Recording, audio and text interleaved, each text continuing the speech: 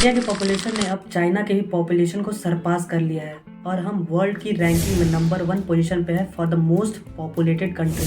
तो ऐसे क्या रीजंस थे जिसकी वजह से हम मोस्ट पॉपुलेटेड कंट्री बन गए हैं? Let's no today. World bank के अकॉर्डिंग इंडिया की पॉपुलेशन 2023 में 1.41 बिलियन थी और ये एस्टिमेट किया जा रहा है कि 2025 तक ये 1.5 बिलियन हो जाएगी। पर इतनी ज़्यादा पॉपुलेशन क्या कंट्री के लिए लायबिलिटी है या फिर एक एसेट है? रूरल जगह में लोगों के बस दो ही एस्पिरेशंस हैं, कैसे उनकी शादी हो और कैसे उनके वंश आगे बढ़े।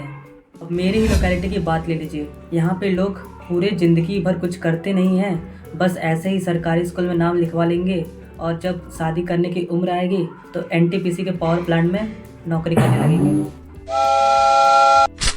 इसका प्राइमरी फॉरमोस्ट रीजन है decline in the death rate, यानी कि जो लाइफ एक्सपेक्टेंसी रेट इंडिया की 1962 में सिर्फ 42 ईयर्स थी, अब वो 69 ईयर्स हो गई। इसका रीज़न है पिछले कुछ सालों में इंडिया की हेल्थ केयर सेक्टर और सैनिटेशन सेक्टर में काफ़ी ज़्यादा टेक्नोलॉजिकल एडवांसमेंट्स। तो ये इंडिविजुअल वेलबींग के लिए अच्छी चीज़ है, लेकिन तभी तक जब तक ये बाकी सारी चीज़ों से बैलेंस्ड हो, यानी कि अदर फैक्टर्स से बैलेंस्ड रहेगी।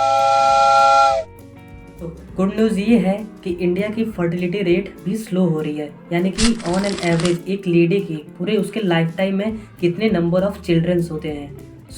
जो नंबर्स 1962 में 4.2 चिल्ड्रंस के थे, वो अब सिर्फ 2.2 चिल्ड्रंस ही रह गए हैं। अभी तक ये डेथ रेट और बर्थ रेट बैलेंस नहीं है, जिसकी वजह से अभी भी लॉन्ग टाइम में काफ़ी ज़्यादा प्रॉब्लम्स हो रही हैं।